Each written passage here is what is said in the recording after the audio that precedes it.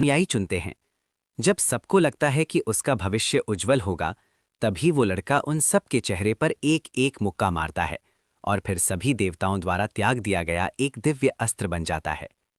इस वक्त वो लड़का अवेकनिंग प्लेटफॉर्म पर खड़ा है और अपने सामने हो रही चीजों को यकीन नहीं कर पा रहा है, क्योंकि किताबों के अनुसार अवेकनिंग प्लेटफॉर्म पर कदम रखने और प्राचीन पत्थर को छूने के बाद सिर्फ एक देवता पवित्र रोशनी में नहाया हुआ प्रकट होता है, जो आपको अपने अनुयायी के रूप में चुनता है और आपको एक क्लास देता है। उसके बाद से आप उस देवता का पालन करेंगे, राक्षसों को मारेंगे और उनकी हार्ट फायर का बलिदान देंगे। अभी युद्ध की देवी उसकी तरफ घमंड से देख रही है। अवेकेंड वन, मैंने तुम्हारी लगन और भक्ति को महसूस किया है। मेरे साथ चलो और मैं तुम्हें एक योद्धा का गौरव दूंगी। तुरंत प्राचीन पत्थर से एक भूरी रोशनी निकलती है और हवा में एक टूटी हुई तलवार का टोटेम धीरे धीरे प्रकट होता है। लड़के के सामने दिखता है। पहला ऑप्शन, युद्ध की देवी का अनुयायी बनो, एक डी रैंक योद्धा बनो। Basic skills, block, thrust, talent, skill कुछ नहीं। ये देखकर जैंडर बिना किसी हिचकिचाहट के अपना सर हिलाता है, फिर अपनी नज़र उसके बगल में खड़े दूसरे देवता पर डालता है। अगले ही पल एक काली तलवार जैसा टोटम अचानक आकाश को चीरता हुआ जैंडर की गर्दन पर आ जाता है, जो एक धमकी और वॉइड की भयानक शक्ति का प्रदर्शन दोनों लगता है। दूसरा ऑप्शन, वॉइड स्पिरिट का सेवक बनो, एक एस रैंक शैडो असैसिन बनो। टैलेंट, शैडो स्ट्राइक, किसी भी बैरियर की रुकावट को नजरअंदाज करो। दूर से टारगेट के पीछे टेलीपोर्ट होकर एक घातक वार करो। उसी समय अवेकनिंग प्लेटफॉर्म के नीचे खड़े सभी दर्शकों की मजाकिया नजरों के बीच प्राचीन पत्थर से अचानक एक बार फिर चमकदार बैंगनी रोशनी फूट पड़ती है। जो भीड़ कुछ पल पहले बातें कर रही थी, वो तुरंत शांत हो जाती है। सभी इस दृश्य से हैरान थे। बैंगनी रोशनी, ये तो एक एस रैंक कॉम्बैट क्लास का खास निशान है। प्रिंसिपल रोलैंड टेबल पर जोर से मारते हैं और अपनी जगह से उठ खड़े होते हैं। उनका चेहरा लाल हो जाता है और वो उत्साह से चिल्लाते हैं, शाबाश लड़के, ये यकीनन एक एस रैंक क्लास है। मैंने कहा था ना, ये बूढ़ा आदमी कभी बेकार की बातें नहीं करता। उसी समय अवेकनिंग प्लेटफॉर्म पर रखा प्राचीन पत्थर एक बार फिर रोशनी से जगमगा उठता है और इस बार ये एक नारंगी रोशनी का स्तंभ है जो सीधे आसमान में जा रहा है। जैंडर का तीसरा क्लास ऑप्शन। 3 देवताओं ने उसे चुना है। इस पल वेन्यू में मौजूद हर कोई अपनी जगह जम जाता है। इसका सिर्फ एक ही कारण है, इस घटना का। जैंडर, जो अवेकनिंग रिचुअल के बीच में है, उसने एक बार फिर अपना सर हिलाया है। तीसरा देवता एक बूढ़ा आदमी है, जिसके हाथ में एक छड़ी और बर्फ जैसे सफेद बाल हैं। उसकी हड्डी जैसी छड़ी के ऊपर नीली आग की लपटें जल बुझ रही हैं। बूढ़ा आदमी जैंडर को थोड़ी सराहना के साथ देखता है।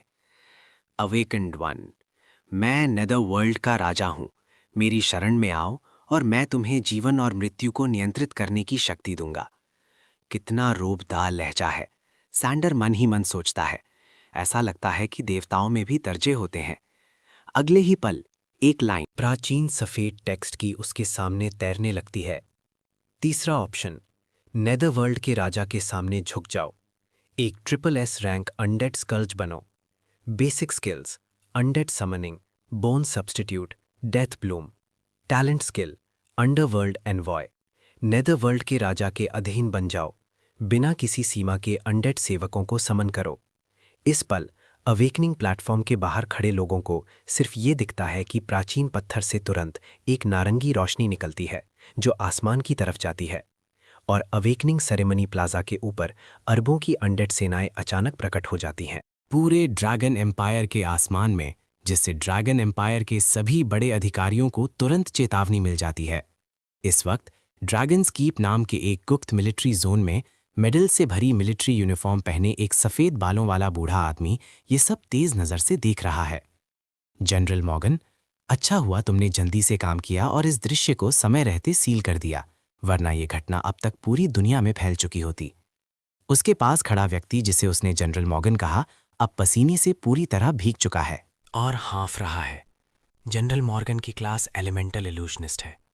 ड्रैगन एम्पायर के पहले दर्जे के देश रक्षक जनरल्स में से एक होने के नाते उसने अपनी पूरी ताकत लगा दी ताकि इस घटना को ड्रैगन एम्पायर की सीमाओं के अंदर ही रोका जा सके, वरना ये घटना पूरी दुनिया में फैल जाती। कमांडर स्टर्लिंग, आखिर किसने इतनी भयानक घटना को अंजाम दिया है? जनरल मॉर्गन अपनी सांस संभालते हुए पूछता है। सफ़ेद बालों वाला बूढ़ा आदमी बस हल्का सा सर हिलाता है। मैंने पहले ही जांच के लिए लोगों को भेज दिया है। वो जो कोई भी हो, मिलिट्री तुरंत उसकी रक्षा करेगी। इस बीच 4 बड़े गिल्ड्स के नेता फर्स्ट एकेडमी के अवेकनिंग सेरेमनी की तरफ तेजी से जा रहे हैं। आखिरकार ड्रैगन एम्पायर अपने दूसरे नेक्रोमांसर का स्वागत करने वाला है। ये एक दिल दहलाने वाली घटना है। यहाँ तक कि बड़ी एकेडमीज के प्रिंसिपल्स भी यहाँ दौड़े चले आए हैं। फिर भी जैंडर, जो अवेकनिंग रिचुअल के बीच में खड़ा है, उसे बिल्कुल भी अंदाजा नहीं है कि उसने बाहर की दुनिया में कितना बड़ा हंगामा खड़ा कर दिया है। वो दिव्य बुधा, जो हड्डी की चड़ी पकड़े हैं, खुद को नेदरवर्ल्ड का राजा कहता है। उसने जो ऑप्शन दिया है वो बेहद आकर्षक triple S rank class undead आउज है। ड्रैगन एम्पायर का पिछला नेक्रोमांसर सिर्फ डबल एस रैंक का था। तीसरा ऑप्शन चुनने का मतलब होगा एक शानदार शुरुआत करना। फिर भी जैंडर एक बार फिर धीरे से अपना सर हिलाता है। वो आखिरी देवता को देखना चाहता है। पिछले 3 देवताओं की शानो शौकत के मुकाबले ये चौथा देवता एक टूटे फूटे भिखारी जैसा दिखता है। फिर भी जैसे ही ये भिखारी बोलता है, जैंडर का पूरा शरीर कांप उठता है। क्या तुम भी अजोर स्टार से आए एक ट्रांसमिग्रेटर हो? जैंडर की आंखें हैरानी से फैल जाती हैं, लेकिन इससे पहले कि वो अपने सवाल पूछ पाता, वो टूटी हुई आकृति जल्दी से बोलती है, किसी भी देवता का पालन मत करना। ये सब देवताओं की एक साजिश है। हम सब उनके मोहरे हैं, बलि हैं। देवताओं को भी मारा जा सकता है और हम खुद देवता बन सकते हैं। फिर उस टूटी हुई आकृति का शरीर अचानक धीरे धीरे गायब होने लगता है। अगले ही पल उसके सामने एक टेक्स्ट की लाइन दिखती है, चौथा ऑप्शन, देवताओं के तोहफों को ठुकरा दो, एक ऐसे व्यक्ति बनो जिसे सभी देवताओं ने त्याग दिया हो। एक अनजान रैंक की क्लास प्राप्त करो, डिवाइन आर्मामेंट। बेसिक स्किल्स कुछ नहीं, शुरुआती टैलेंट फ्रैक्चर्ड डिविनिटी।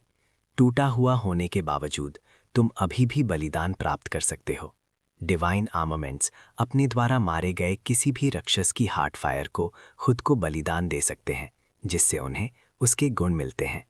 जैसे ही ये ऑप्शन जैंडर के सामने आता है, उसे एक भयानक चीज का पता चलता है। एक अजीब दृश्य सामने आता है।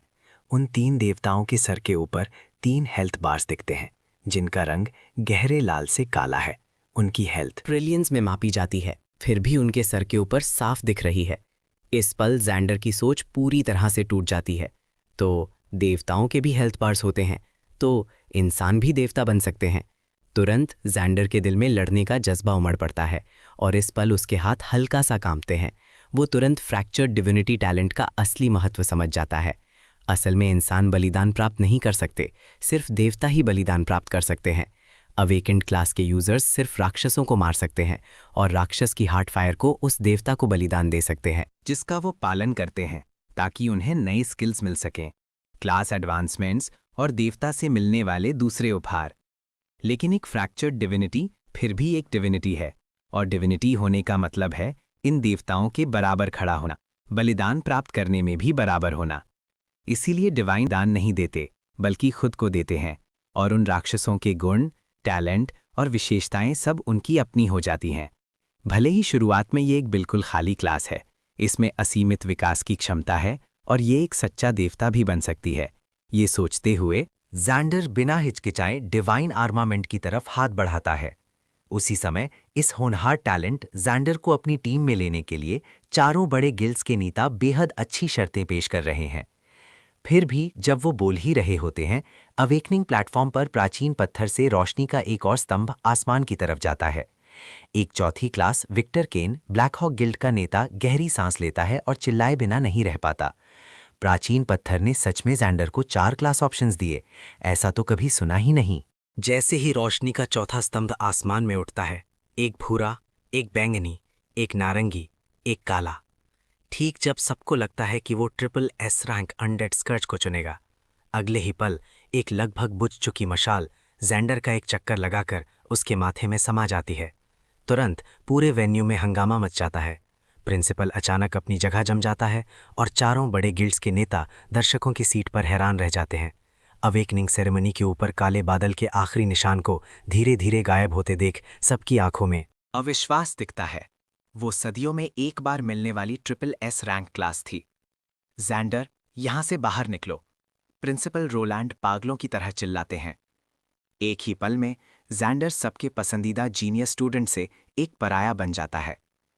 अवेकनिंग प्लेटफॉर्म पर चारों देवता और सभी दृश्य धीरे धीरे गायब हो जाते हैं और अगले ही पल जैंडर प्राचीन पत्थर से एक अनजान जगह पर टेलीपोर्ट हो जाता है। इस पल उसके कान में एक आवाज आती है, सूचना, तुम ट्रायल टावर में प्रवेश कर चुके हो। ये हर पीढ़ी के नए अवेकेंड के लिए आखिरी असेसमेंट है। ट्रायल टावर का हर लेवल एक अलग जगह है। हर लेवल पर रक्षक मॉन्स्टर्स को हराकर ही तुम अगले लेवल पर जा सकते हो। स्टेटस पैनल खोलो। जैंडर धीरे से बोलता है। अवेकेंड लोगों को अपनी क्लास मिलने के बाद वो अपना स्टेटस पैनल देख सकते हैं। फिर जैंडर के सारे डेटा पैनल्स उसके सामने आ जाते हैं। मैं सच में बहुत कमजोर हूं। यहां तक कि जैंडर खुद भी आह भरे बिना नहीं रह पाता। डिवाइन आर्मामेंट क्लास सच में एक खाली स्लेट जैसी है। इसकी शुरुआती 4 गुण कॉन्स्टिट्यूशन, स्ट्रेंथ, एजिलिटी, स्पिरिट सभी के सिर्फ 5 पॉइंट्स हैं। आर्म टैलेंट सबसे नीचे ग्रे, वाइट, ग्रीन, ब्लू से लेकर ऊपर के पर्पल और ऑरेंज ट्रेट्स तक होते हैं। टैलेंट ट्रेट का ग्रेड जितना ऊंचा होता है वो उतना ही शक्तिशाली होता है। फिर भी जैंडर का फ्रैक्चर डिविनिटी ट्रेट खून जैसा अजीब लाल है। हार्ट फायर का बलिदान देकर फ्रैक्चर डिविनिटी को पूरा किया जा सकता है। मुझे उम्मीद है मैंने गलत नहीं चुना। जैंडर अपने दांत पीसता है, फिर अपने पास रखे हथियारों के संदूक से एक भाला चुनता है। तभी ट्रायल टावर के पहले लेवल का रक्षक मॉन्स्टर उसके सामने आता है। नुकीला सर, नुकीले कान और घिनौनी हरी त्वचा। एक इंसान जैसा दिखने वाला मॉन्स्टर जिसे गॉबलिन कहते हैं। जैंडर इस तरह के मॉन्स्टर को तुरंत पहचान लेता है। ये जीव अपनी तेज प्रजनन क्षमता से अपनी आबादी बनाए रखते हैं और भले ही ये सबसे कमजोर मॉन्स्टर्स में से हैं, जैंडर के खाली स्टैट्स के लिए वो लापरवाह होने की हिम्मत नहीं कर सकता। जैंडर अपना भाला कसकर पकड़ता है और सावधानी से कुछ कदम पीछे हटता है। उसके सामने 3 गॉबलिन्स आ जाते हैं और अगर वो उनसे घिर गया तो जैंडर के अभी के कमजोर शरीर के साथ वो तुरंत मारा जाएगा। इस पल जैंडर एक ऊंचे पेड़ से पीठ टिका लेता है। जमीन से निकली विशाल जड़ें उसे एक फायदेमंद ऊंची जगह देती हैं। अब सामने से दौड़ता हुआ गॉबलिन अचानक जैंडर पर हमला करता है। उसके हाथ में एक जंग लगी लोहे की तलवार है। एक झंझनाहट के साथ जैंडर दोनों हाथों से भाला पकड़ता है और ठीक निशाने के साथ गॉबलिन के हाथ से लोहे की तलवार गिरा देता है। फिर मौके का फायदा उठाकर वो जोर से अपना भाला गॉबलिन के शरीर के आर पार कर देता है और उसे वहीं मार देता है। ये देखकर बचे हुए 2 गॉबलिन्स एक साथ सैंडर पर हमला करते हैं। फिर भी वो शांत रहता है, तेजी से कदम बदलकर बचता है और अपने भाले से उनके वार रोकता है। गॉबलिन्स के एक साथ बाएं और दाएं से हमला करने के बावजूद वो न सिर्फ जैंडर को चोट पहुंचाने में नाकाम रहते हैं, बल्कि जैंडर के लगातार रोकने और पलटवार करने से उनके हेल्थ बार्स धीरे धीरे कम हो जाते हैं। 5 मिनट बाद सफ़ेद रोशनी की 3 किरणें जैंडर के सर के ऊपर इकट्ठा होती हैं और उसका लेवल 1 से बढ़ जाता है। इस पल हर गॉबलिन के शरीर पर हल्की आग दिखती है। लगता है ये ही हार्ट फायर है। बिना किसी हिचकिचाहट के जैंडर तुरंत इन हार्ट फायर्स का बलिदान खुद को दे देता है। 3 हार्ट फायर बलिदानों के बाद उसके कान में एक मधुर आवाज सुनाई देती है। D rank talent trait savage प्राप्त हुआ। स्ट्रेंथ एट्रीब्यूट 100 पॉइंट्स बढ़ गया। इस पल जैंडर का दिल खुशी से झूम उठता है। पूरे 105 स्ट्रेंथ पॉइंट्स के साथ जैंडर की हमला करने की शक्ति 135 तक पहुंच जाती है। क्या बलिदान प्राप्त करना ऐसा महसूस होता है? जैंडर अनजाने में अपने टैलेंट पैनल में फ्रैक्चर डिविनिटी को देखता है। फ्रैक्चर डिविनिटी इतने शक्तिशाली बलिदान प्रभाव पैदा कर सकती है, तो उन देवताओं का क्या जिनके पास पूरी डिविनिटी है और जो हर दिन अनगिनत अनुयायियों से बलिदान का आनंद लेते हैं? उनके एनहांसमेंट्स कितने भयानक होंगे और वो अपने अनुयायियों को सिर्फ कुछ स्किल्स और क्लास एडवांसमेंट्स ही देते हैं। इस पल जैंडर अपना भाला पकड़ता है और जंगल में आगे बढ़ता है। पहले लेवल की जगह अभी भी बहुत बड़ी है, सिर्फ 2 या 3 गॉबलिन से कहीं ज्यादा। उनके नेता को मारकर ही वो अगले लेवल पर जा सकता है। जल्द ही जैंडर गॉबलिन्स के एक और छोटे समूह को खोज लेता है। जैंडर को हर एक गॉबलिन को खत्म करने के लिए सिर्फ एक वार की जरूरत है। कुछ ही पलों में जैंडर ने सभी गॉबलिन्स को साफ कर दिया है और उसका लेवल अब 3 हो गया है। तभी जैंडर गॉबलिन बस्ती में एक सोता हुआ ऑर्क गॉबलिन देखता है। साफ है ये आदमी ट्रायल गावर के पहले लेवल का मिनी बॉस है। इसलिए जैंडर हल्के से एक छोटा पत्थर उछालता है जिसे उसने रास्ते में उठाया था और कई चौकस सेवकों को बाहर निकालता है और आसानी से इन गॉबलिन ग्रंट्स को खत्म कर देता है। अब गॉबलिन सरदार से निपटने का समय है। बड़ा सा गॉबलिन सरदार शोर से जाग जाता है, दहाड़ता है और एक बड़ा सा स्पाइक्ड क्लब उठाकर आसपास घूमने लगता है। जैंडर एक बाड़ के पीछे छिप जाता है और जब ओर्क गॉब्लिन की पीठ उसकी तरफ होती है तो वो पहले हमला करता है। उसका साधारण लोहे का भाला बुरी तरह से उसकी जांघ में घुस जाता है। उसकी ऊंची शक्ति की वजह से सीधे एक खूनी छेद हो जाता है। उसी समय गॉब्लिन चीफ्टिन का हेल्थ बार जैंडर के सामने दिखता है, पूरे 2000 पॉइंट्स। गॉब्लिन चीफ्टिन दर्द से सिकुड़ जाता है, जैंडर को देखने के लिए मुड़ता है और बड़े से स्पाइक्ड क्लब को जोर से नीचे मारता है, लेकिन इस धीमी हरकत को जैंडर ने फुर्ती से पूरी तरह से टाल दिया। फिर अपने साधारण लोहे के भाले से एक उल्टे हाथ से वार किया। एक पल से भी कम समय में गॉब्लिन चीफ्टन का हेल्थ बार आधे से नीचे जा चुका है। तभी गॉब्लिन चीफ्टन की आंखें तुरंत लाल हो जाती हैं, जैसे कि वो एक बरसरकर अवस्था में चला गया हो। पल गॉब्लिन चीफ्टन अपनी मोटी बाहें घुमाता है और सीधा जैंडर की तरफ दौड़ता है, लेकिन जैंडर शांति से नीचे झुक जाता है। फिर अपना भाला उठाकर जोर से गॉब्लिन चीफ्टेन की गर्दन में घुसा देता है। तुरंत बड़े बड़े डैमेज नंबर्स फूट पड़ते हैं।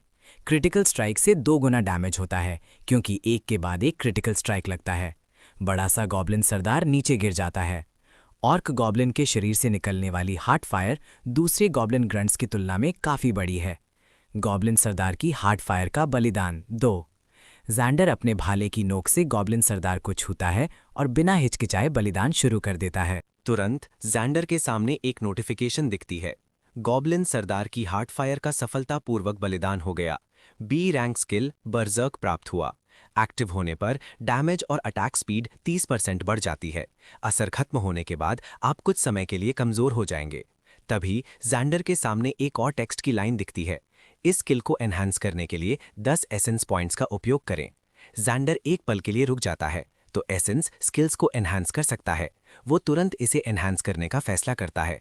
अगले ही पल berserk skill beast blood surge में अपग्रेड हो जाती है। बी रैंक से ए रैंक में पहुंच जाती है। असर श्रेष्ठ खून, ऑक जाति का एक टैलेंट स्किल। एक्टिव होने पर डैमेज और अटैक स्पीड 50% बढ़ जाती है। असर खत्म होने के बाद आप थोड़े समय के लिए कमजोर हो जाते हैं। अतिरिक्त असर टारगेट्स को मारने से अवधि बढ़ती है। इस बीच ट्रायल टावर के बाहर जैंडर की home room teacher miss woven उस पर गहरी नजर रखे हुए है। जब जैंडर ने SSS rank undead scourge class को ठुकरा दिया तो दर्शक दूसरे ट्रायलिस्ट्स को देखने लगे और सिर्फ मिस विविन चुपचाप अपने व्यूइंग डिवाइस को जैंडर के पर्सपेक्टिव पर लॉक कर लेती है। इस पल वो जैंडर को गॉब्लिन्स की पहली लहर से घिरा हुआ देखती है और एक क्लास इंस्ट्रक्टर के रूप में वो जानती है कि एक खाली स्लेट क्लास के गॉब्लिन से घिरने के क्या परिणाम होते हैं। लेकिन जैसे ही वो जैंडर के लिए घबराहट में पसीने से तरबतर हो जाती है, वो उसे जमीन के फायदे का इस्तेमाल करके सभी गॉब्लिन्स को मारते हुए देखती है। बहुत अच्छा किया जैंडर।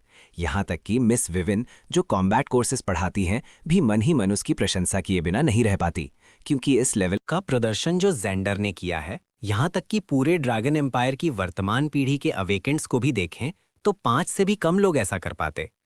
दूसरी तरफ ट्रायल टावर के अंदर जैंडर के कान में एक आवाज आती है, तुमने ट्रायल टावर के पहले लेवल के रक्षक को हरा दिया है, दूसरे लेवल पर टेलीपोर्ट किया जाता है। लगता है ये ट्रायल टावर का दूसरा लेवल है। इस पल उसके दिल में घबराहट नहीं बल्कि उत्साह है। सिर्फ पहले लेवल पर गॉब्लिन्स का बलिदान देने से ही उसे 2 शक्तिशाली टैलेंट ट्रेड्स सैविज और बीस्ट ब्लड सर्ज मिल चुके हैं, तो अगले मॉन्स्टर्स क्या हैरत लाएंगे। जैंडर, आखिरकार ट्रायल टावर में आप सच में नहीं मरते। यहां मरना सिर्फ आपको बाहर टेलीपोर्ट करता है और ट्रायल खत्म कर देता है। तभी जमीन से अचानक काली शाखाएं फूट पड़ती हैं और 2 कांटों से भरी बेलें सीधी जैंडर की तरफ आती हैं। ये देखकर जैंडर तेजी से पीछे कूदता है, फिर अपना भाला उठाकर बेलों पर वार करता है। सिर्फ एक बार में ही बेलन कट जाती हैं, फिर भी ये कटी हुई बेलन एक बार फिर जमीन से उग जाती हैं। तभी जैंडर को एहसास होता है कि सिर्फ उनके मुख्य शरीर को मारकर ही इन बेलनों को पूरी तरह से खत्म किया जा सकता है, और उनके मुख्य शरीर की दिशा वहां होनी चाहिए जहां मिट्टी हिल रही है। इसीलिए जैंडर तुरंत अपना भाला पकड़ता है और जहां मिट्टी हिल रही है उसकी तरफ दौड़ता है। रास्ते में मिट्टी से अनगिनत बेलन उगती हैं, लेकिन जैंडर तेजी से कदम बदलकर उन सबसे एक एक करके बच जाता है। कुछ ही पलों में गुफा में एक विशाल प्राचीन पेड़ दिखता है और अनगिनत शाखाएं उसके शरीर से ही निकली हुई हैं। ये जरूर मुख्य शरीर ही होगा। रास्ते में उगी हुई बेलों को देखकर जो पानी के सांपों की तरह उसका पीछा कर रही हैं, वो अब और नहीं हिचकिचाता। अपना साधारण लोहे का भाला उठाकर उन